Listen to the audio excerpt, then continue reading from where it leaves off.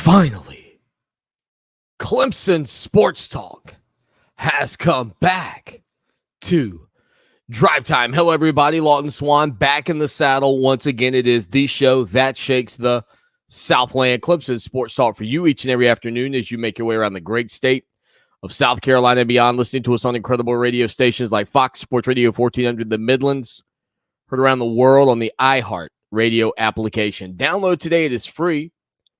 The website, put the .com on it. Doggone it, that's ClemsonSportsTalk.com. 803-450-0086. All right, so if you're joining us live on social media, welcome.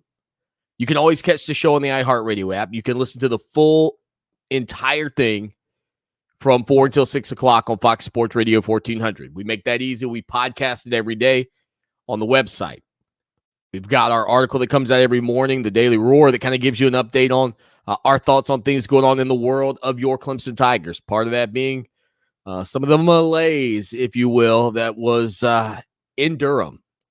And hopefully the Tigers left it in Durham. Luke Winstall wrote a great article following the game, learned, loved, and loathed, making sense of Clemson's 28-7 opening loss to the Duke Blue Devils. We'd encourage you to go check that out. You can join us on our website for $1. I think the thing that's going to surprise you if you've never been there, like you think you're going to like WordPress or something, like some sites. No. Go check it out. Give it a whirl. Your kids will love it. The way we've got videos embedded, the way things are, it's amazing. Come be a part of it. Support us. $1 for your first 3 months. After that, Gamecocks love this part. 63-17 for a year of coverage of your Clemson Tigers. So you could continue to peek over the fence at the best radio show in the nation. That's the late, great Cleveland man who used to call this show all the time. One day he called. I love telling this story. He called up this Gamecock named Elliot, being on the radio in Columbia. This Gamecock named Elliot had called. He was all fired up. And I went on the air in the midst of South Carolina's glory days. The ages they'll look back on for eons. They're back-to-back-to-back 11-2 seasons. They're 5 consecutive wins against Clemson. And boy, were they reveling in the fact that Clemson got beat by Duke 28-7 this past Monday. It feels like this past weekend, but this Monday, I've put it in the rear view, man. Like Dabo Swanny talks about that a lot, whether it's with winning or losing. You've got to have a windshield mentality. And for so many years, I still see so many of you that get so up in arms about everything that's going on in the world of the Clemson Tigers. And I respect that. But you can't let that dictate your life. You can't let that dictate your life. Like my nephew, his wife, and my 2 great nieces, and my sister and her husband went to the game. And after the game, this is a program in Clemson that has not gotten kicked around all that often in the past decade. And so I get it. It was Duke. I was there in 1989 when the Duke Blue Devils defeated Clemson. That doesn't change. Your expectations haven't changed. The thought process and the conversations around who this team is hasn't changed. What you saw felt so different, though, from what you've seen in recent years, that it's hard to put words around it. Some of you are probably saying, Swanny, that you look great in your Duke blue today. Yeah, I know. When I threw this on, I thought, well, you know what? It is what it is. The blue looks good on me. It's not Duke, though. Nonetheless, there were some positives that came out of this game. Losing is never one of those things. Dabo Swanny said on his call-in show on Tiger Calls yesterday that the first part of this story is written, but the last part isn't. You heard players echoing Dabo Swanny's thoughts on it. And that doesn't change how you feel. And we'll get to how some of you feel, what you saw during this game, what you learned, loved, and loathed about Clemson and Duke. And you can comment here. We're going to go 20 minutes long with you here on the stream. Then we'll jump you over to the radio right at 4 p.m. Nonetheless, there is bitter disappointment because you've become accustomed to watching this team compete for Atlantic Coast Conference championships, national championships, and really be a dominant force in the league. They always found a way to win, but the past couple of ball games, even including the South Carolina game, they've found a way to lose. The only real game where you felt like, oh man, it's clicking, was when Cade Klubnik took over in the ACC championship against North Carolina. Other than that, in South Carolina's matchup in Death Valley, in the game against Tennessee in the Orange Bowl, and then on Monday at Duke, there was uncertainty. There was an uncomfortable feel. It wasn't fixed by Garrett Riley's arrival, which I think a lot of people thought it would be, right? And so the assumption was, yeah, what happened a year ago is not going to show up again. And then it was consistently showing up again. The lack of the ability of the wide receivers to create any separation. Clemson never really being able to take Duke, take off the top of the Duke defense where they were in two high safeties, as Dabo Swanny talked about. But again, like I said on the program yesterday, if just playing two high safeties kept teams from having big plays over the top, there would never be big plays over the top in college football. So what are you going to do as an offense to dictate the terms on the field? And that's what I think everybody believed was going to happen when Garrett Riley came to Clemson, or when Garrett Riley got to Clemson. I think a lot of people believed that the Tigers would begin to dictate play, and it didn't turn out to look that way in game one. But again, that's game one. The fireworks of the offense, as I wrote after the game, imploded. But it hasn't happened often. And losing 3 out of 4 had not happened since the end of the 2011 season. Over 4,000 days ago. 4,400 and some odd days ago. When Clemson lost at NC State, at South Carolina, won the ACC championship 38-10 over Virginia Tech, and then got the doors blown off of them. Ironically, an eerie similar play to what happened that turned a opportunity to potentially tie and take the lead in Durham into a moment where Duke kind of hit you with the nail drive home at the fumble at the goal line. You think back to that Orange Bowl. Not saying Clemson beats West Virginia that day by any means, but that was a 14-point swing when Andre Ellington gets stripped at the line of scrimmage, returned the other way. Clemson never recovers. My daughter wasn't born. She's in middle school. So perspective of how infrequently this has happened to your Tigers needs to be put on the table. And again, I'm not here to paint a rosy picture, because this season could get ugly in a hurry. September 23rd, a Florida State team that just hammered LSU is going to venture into Death Valley. Now, you better buckle up your safety belts, folks. I hope the airbags are on, because that game could get sideways for Clemson in a hurry if the Tigers don't improve over the next couple of weeks. Confidence, metrics, accountability, speed, more guys at 20 miles an hour than we've ever had. Like, I hear Dabo Swanny. You hear him. You got to see it. You got to see it. Him about how do you keep that drive? How do you continue to push?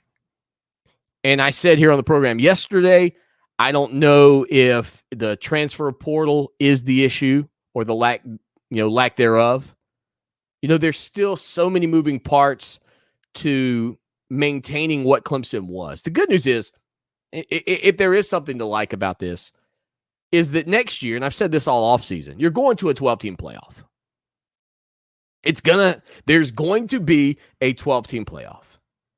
And because of that, I'm not saying that you want to lose a game to Duke or that you would ever desire to lose a game to Duke, but guess what? In a 12-team playoff scenario, you're still going, all right, well, you know what? We got beat. It's more like the NFL. Yep, bad game, blew a tire, played an opener on the road. I see Carla chiming in the program. She's watching us live right now over on Facebook. She says, a major Tiger fan, but Duke just outplayed us. Yeah, man for man, pound for pound, recruit for recruit. Clemson should beat that team. But they were better than that. This is not your granddaddy's Duke ball club. And I tried to kind of give you the picture. They were 9-4 a year ago. Probably should have been 11-2. You could argue me into maybe 12-1. Maybe. And they came out with a veteran quarterback in Riley Leonard, who threw for nearly 3,000 yards a year ago, 20 touchdowns, 600, I believe, some odd yards on the ground, if I remember. I want to say, you'd have to fact check me on this one because it's been a while since I looked at Leonard's overall stats, but I think he might have had 15 rushing touchdowns a year ago. And the way he shrugged off Barrett Carter was like, you're almost like when you're a dad and you're on the ground wrestling with your kids. You got one that's hitting you here and the other one comes over your shoulders. Man, he just shrugged Barrett Carter, who is supposed to be one of the top linebackers in the country by the season's end. He just shrugged him off like it was a little something on your back, not a big deal, and then just took off to the house. You give him credit. They made the plays. But we put out the post asking the question, what did you learn, love, and loathe about the game? And one thing I loved about the game, TJ Parker. We heard all off season about Peter Woods. And I'm not here to tell you that Peter Woods, the true freshman, didn't play up to expectations. I thought he looked really good. But TJ Parker was a guy at the ACC kickoff that I was talking with people about and what he could be for Clemson this year. And when TJ Dudley got kicked off of the team, you started looking at that linebacker group, and I started framing up the defensive linemen that were coming in, and I was like, could Parker play some outside linebacker? Could he play standing up if they needed him to? Like if it got to dire straits. I don't think you want this guy like tracking tight ends and running backs out of the backfield. But did you see what he looked like as a freshman? Did you see that? That's a guy that's going to be able to impact this team down the road. And I think will be a very good player for this team. I mean, I was a little bit underwhelmed with the veterans up front. I don't know that would go in the loathe category, but again, Clemson's interior defensive lineman got some push, but never enough to really threaten Riley Leonard. I flip the script and look at the situation with, say, Xavier Thomas, who was back for another year. And, man, don't you want to see this kid have a breakout performance? But even still, didn't really see it. Justin Maskell, didn't really see it. I thought that of the defensive ends, TJ Parker looked like the best defensive end I saw out there. Now, I haven't had the opportunity to go back and rewatch the game. A little busy writing articles, a little busy doing the show, a little busy cutting up the TikToks. Follow us on TikTok. If you don't, we put great short form content over there. And again, the full show is on iHeartRadio starting at 4 o'clock. This segment will start right at 4. We'll jump right into the rest of the program there for you. But I want to try to go at least 20 minutes live here with you every day throughout the college football season, Monday through Friday. We might miss a day here or there depending on my schedule. Okay, so I can't. Please don't pressure me into that. Warren, when we talked about learned, loved, and loathed, wrote and said he's trying to figure out what happened to air raid. No down the field passing game, just sideline to sideline. Looked like the same offense we've seen for the past 2 years. There was some of that. I did see some nice, crossing route drag patterns and things of that nature that I felt good about, but they kind of went away. I don't know if Duke maybe took them away. You started to see that Clemson was hurting them across the middle, where Cade Klubnik might roll the pocket and catch Antonio Williams coming across, and there was some good moments as well in the passing game early on. But then that running game, the two-back set, I love that. I like the look there. Let's see, Bob. It's terrible play calling, but the receivers got no separation or getting no separation. With you, Bob. Scott hits us up. It says he loved Shipley and Klubnik chasing down the defensive end after the second red zone fumble. He loathed most of the rest of the performance in all three phases and learned it could be a rough year. Buckle up. See, Scott used the term that I used earlier. Buckle up. When Florida State comes to town, I'm telling you, you might want to put on one of those, those hard hats that you can wear when you go on a construction site. You might need one of those because that day could be bad.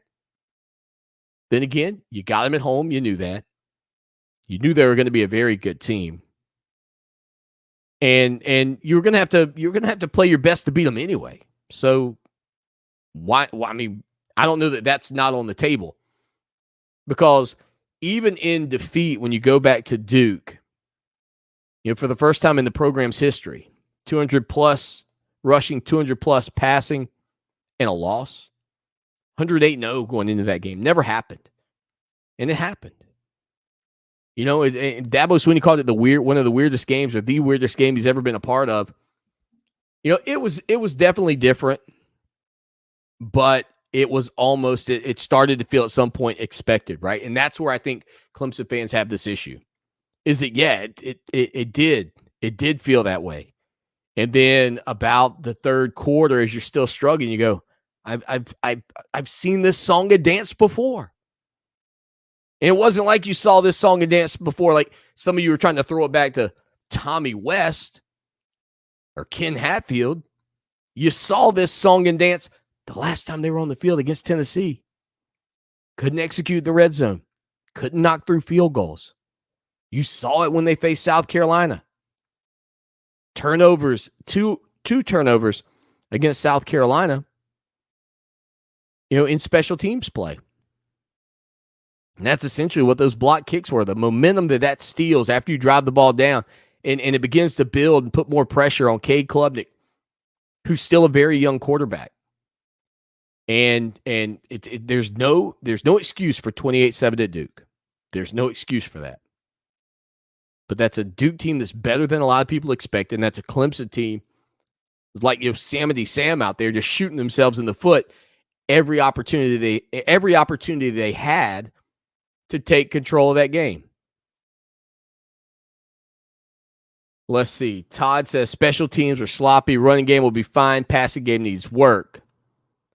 Dylan said, I learned our offense is still boring, flat, and scared to throw the ball down the field. I love that Shipley is still an amazing back, fun to watch, in the heart of our offense. I loathed what I learned. Dylan chiming in over in the article. And we put those articles up on our Facebook page. Like, share, and subscribe. Tell your friends about it. Make sure you're sharing our work. That helps get us better engagement so that we've got more great content to bring you here on the program. And if you want to support us, step on in. It's $1 for your first 3 months. If you like it, stay with us. 63-17. We picked that for a reason. Makes you feel good. Makes you feel a lot better than saying 28. I know some of you like a discount, but believe me, 28-7, that ain't the number. 63-17 is where you want to be. Come on in and support us. Let's see. Let's get you a couple of more before we get out of here. We got about a minute before we wrap it up and then go on the air on iHeartRadio. All right, Robert chimes in. He says, Duke showed up and we didn't. Plain and simple. We couldn't hold on to the ball. The defense couldn't tackle, and the front linemen didn't show up. We pretty much could have had 3 more touchdowns if we hadn't shot ourselves in the foot. What is going on? How is this happening? I just said that. John posted that a day ago. That was Robert. Sorry. John said just couldn't get their groove on. Duke put on a performance. Clemson made too many mistakes. Patsy says she loves Shipley, learned the Tigers are not prepared, and loathed the score. But because I believe in my Tigers, I'll look forward to next week. And I will look forward to seeing you all tomorrow right here on our first segment of the show that shakes the Southland. We got to get out of here. We're going to be live on iHeartRadio in just a moment. Make sure you stay locked in on Fox Sports Radio 1400. Heard around the world on your Amazon Alexas, Google Home devices, all of those places. You could be a part of the program. And if you haven't, go to the website. You see it right. Well, I'm not a good weatherman. Right there, ClemsonSportsTalk.com. We'll talk to y'all tomorrow right here on Facebook, Twitter, and YouTube. Y'all take care. Go Tigers. Hey, thanks, everybody. That was awesome. I'll be back tomorrow. Go jump on the live stream. Go catch the podcast later. Go read some stuff on the website. Thanks for your support. Go Tigers. We're Clemson owned, 100%. 2002 graduate.